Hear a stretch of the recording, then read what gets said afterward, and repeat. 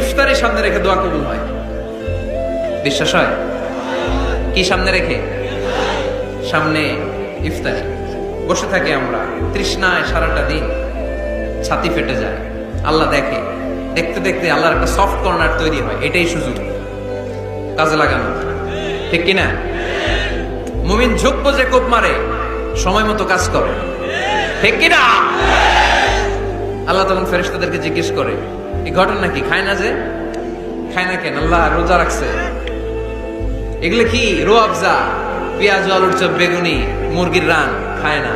খায় না কেন? ওরা যে ক্ষুধার্ত, আল্লাহ আপনার ভয়ে। তাই কি চায়? আল্লাহ আপনার কাছে ক্ষমা চায়। ক্ষমা চায়, আল্লাহ রহমতের দরিয়ায় জোশ খেলে যায়।